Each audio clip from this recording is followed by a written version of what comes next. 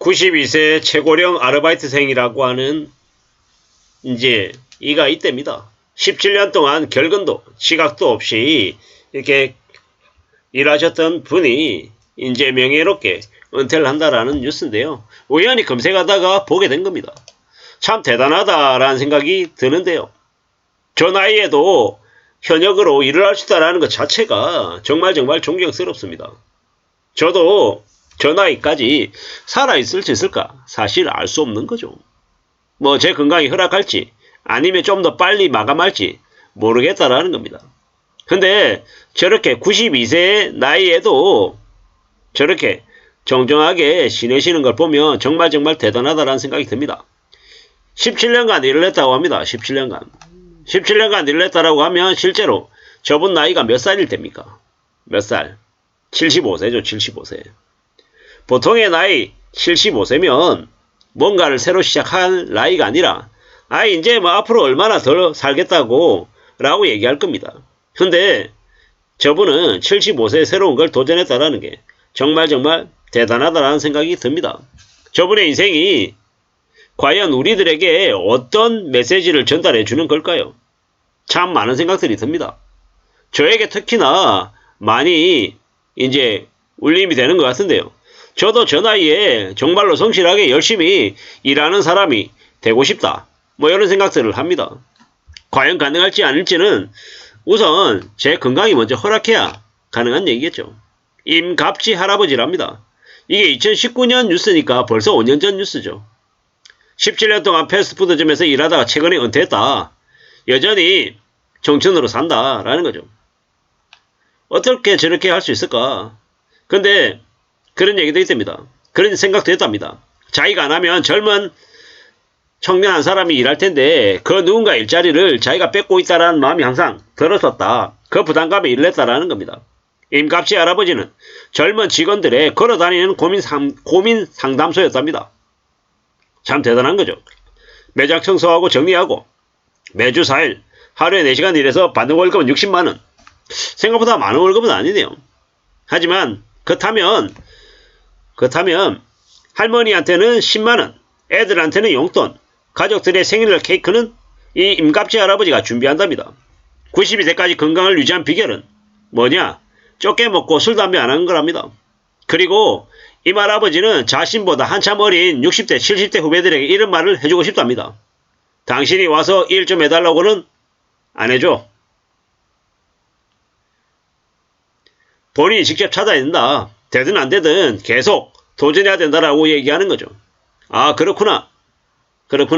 가만히 있으면서 나에게 일자리가 생길 거다. 이런 기대하면 안 되는구나. 내가 계속 찾아다니고 노크하고 되든 안 되든 계속 이야기해야 되는 거구나 라는 생각이 들었습니다. 아, 그렇게 살아야 되는구나. 알겠다. 그렇게 지내야겠다. 그리고 이 할아버지는 5개월만 쉬고 봉사활동을 찾아보신다고 합니다. 왜냐? 그렇게 살아야 삶을 계속 지낼 수 있다는 거죠. 참 대단하지 않습니까? 전 정말 대단하다고 생각합니다. 저렇게 살 수 있다는 게 얼마나 대단한 걸까? 참 많은 생각들이 드는 거죠. 참 많은 생각들이. 나는 과연 저렇게 살 수 있을까? 나는 저렇게 살 수 있을까? 장담 못 하겠는 거죠. 확신 못 하겠는 거죠. 하지만 저도 나름 지금 현재 하고 있는 일 플러스 어떻게든 제 삶을 좀 더 챙겨 나가기 위해서 애를 써야겠다 라고 마음을 먹습니다. 부지런히 움직여야죠. 성실하게 착실하게. 우리가 살아가는 거는 삶이 이 장미빛이 아니고 뭐 레드카펫이 아니죠. 때때로 가시밭길이 생기기도 하고 걸을수록 고통스럽고 힘들 수도 있죠. 꽃길이 아니라는 거죠. 하지만 멈추지 않아야 된다. 힘들고 어렵고 괴로워도 자기만의 길을 걸어가야 된다라고 아마 저 임갑지 할아버지가 우리에게 이야기하는 것 같습니다. 누가 그렇게 얘기하더라고요. 니체가 그렇게 얘기했답니다. 지름길은 가시밭길을 건너온 사람에게만 보이는 거다. 건너온 사람에게는 우리의 인생이 괜찮을 거다, 좋을 거다, 나아질 것이다 라는 기대를 너무 많이 하고 살면 여지없이 어려운 점이 닥친다라는 겁니다. 저 92세의 임갑시 할아버지가 아르바이트를 17년 하면서 힘든 날이 없었을까요? 어쩌면 매일같이 힘들었을 겁니다. 그렇지만 저렇게 매일매일 성실하게 일을 하러 가서 움직이고 활동하면서 나름의 보람, 내가 살아있다라는 그런 생존감도 느끼고 너무 많은 것들을 아마 겪었을 것 같습니다. 저도 그렇게 살고 싶습니다. 지금은 비록 아니지만 시간이 지날수록 저보다 후배들에게 좀 상담도 해주고 기감도 되고 여러가지 많은 것들을 좀 할 수 있는 그런 기회를 좀 가졌으면 좋겠다라는 생각을 합니다. 그렇게 사는 게 필요하지 않겠냐라는 겁니다. 누가 뭐라고 해도 우리가 살아가는 삶을, 인생을, 삶을 잘 따져봐야죠. 그래야 될 것 같습니다. 결국은 우리의 인생은 우리가 스스로 찾는 거다, 만들어가는 거다 라는 생각이 듭니다.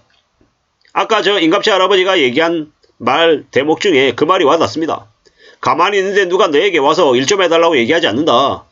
되든 안 되든 가능성이 있든 없든 네가 직접, 당신이 직접 놓고 해라, 도전해라. 그래야 길이 열릴 수 있다라는 겁니다.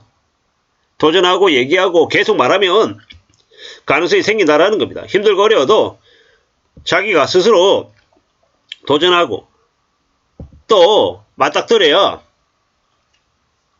보상을 받는다. 원하는 것들을 얻을 수 있다라는 겁니다. 물론 얘기한다고 해서 전부 다 얻을 수 있지는 않을 거다라는 겁니다.